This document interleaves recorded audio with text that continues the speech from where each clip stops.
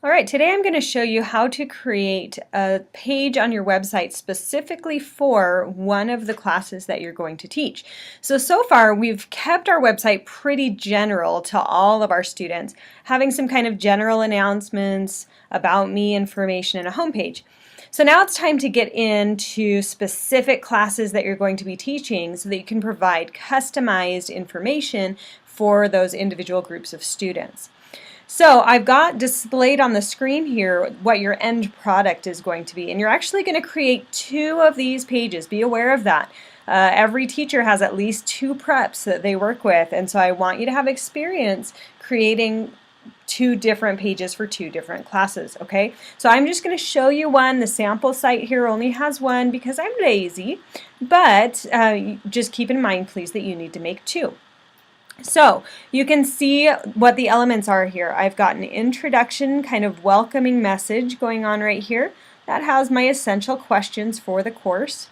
Then if we scroll down, we've got some interesting elements and some formatting things that you need to be aware of. So we have an announcements page kind of embedded into this page. I will show you how to do that, but basically you're going to follow the same guidelines from before. You're going to create an announcements page separately from this one. That's specifically for this class. So if you need to go back and look at the tutorials on how to make an announcements page, do that, okay? You're going to create a new announcements page that's specifically for this class. I'll go over that a little bit, but not in a lot of detail because we've already done that. Then we're going to insert it into the page. We're also going to be working with Google Calendar. You'll be creating a calendar and inserting that into the page, and that'll be specifically for the class. And then down below, we're also going to be working with Google Forms, and you'll be inserting a Google form here that you can have your students fill out. Mine happens to be a kind of a background knowledge / student interests, reinforcements. I mean, it's kind of a hodgepodge of things, but it's specific for that course, so I can gather information from those specific students. Okay, so that's where we're going to start with this content page, and we'll actually be playing with it in more detail as we go through this workshop experience. Okay. All right, so how did I actually go about creating this class? Let me show you. I'm going to go back to the home page, and I'm going to click on create a new page, right? We've done this before. And I might call this one Spanish 2. Like I'm going to make a new prep, right? I'm going to leave it as a web page. I'm going to keep it at the top level and click create. Now I did something a little bit different on this one as far as formatting goes. So I want you to go up to layout, and you can kind of choose which layout you would prefer. You can do it rather than a one column, which is what we've been working with so far, I want you to do a 2, or even if you want, a 3 column. Keep in mind that's going to make everything really narrow, but it is possible.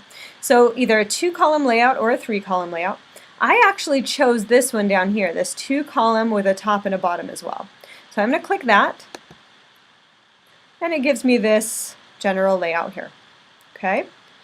So I've got my welcome message already prepared. I'm just going to paste that in. So you can have it on a Word document. You can have it, wherever you want it, and then just paste it in here to make it easy.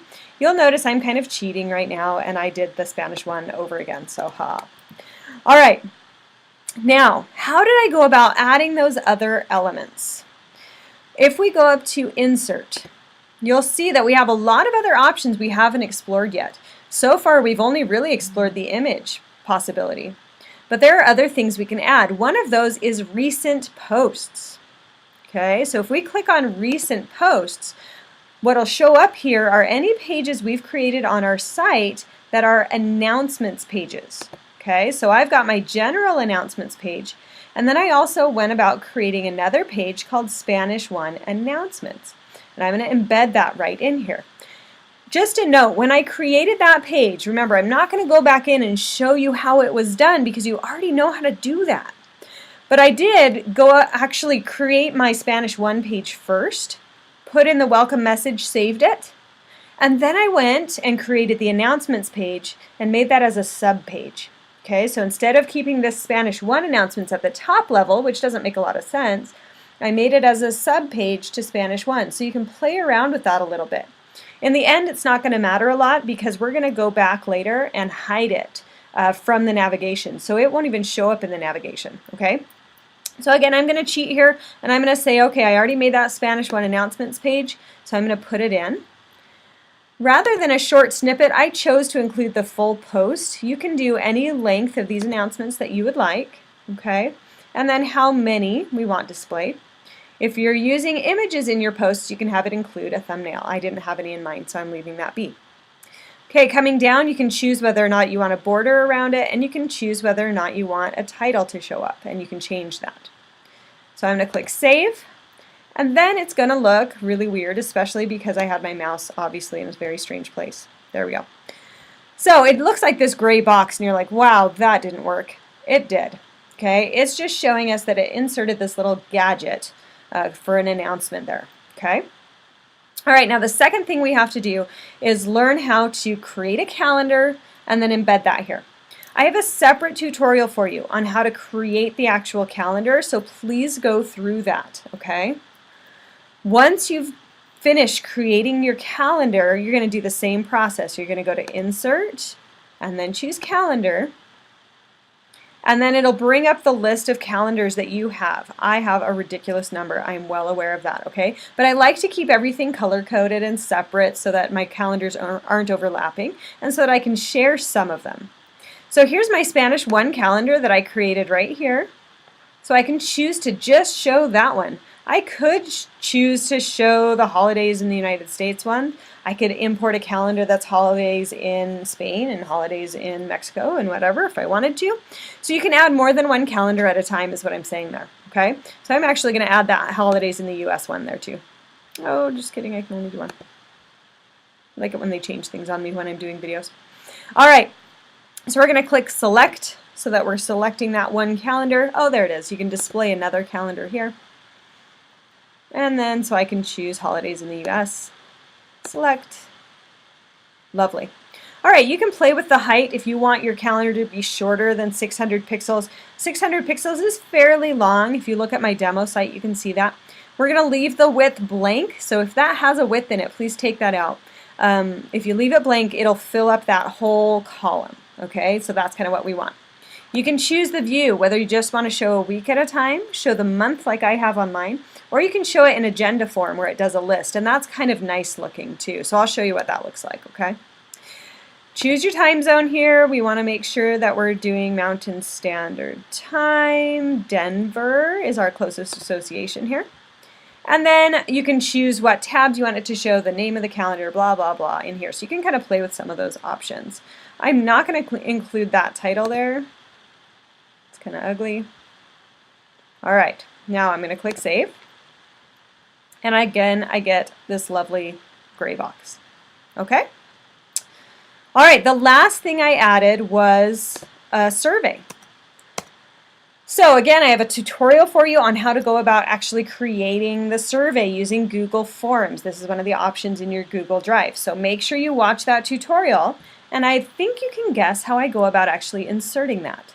So we're going to go up to Insert.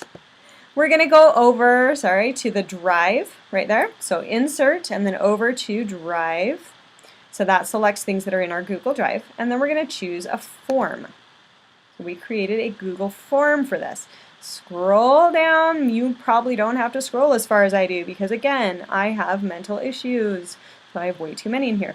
Find the survey you want to include and click Select. Now, keep in mind, you're going to want to create different surveys for different classes, or somewhere on the survey have a drop-down where they can choose which class they're in so you can sort their data. Otherwise, all your students' information is going to get lumped into the same spreadsheet and you won't know which class said what.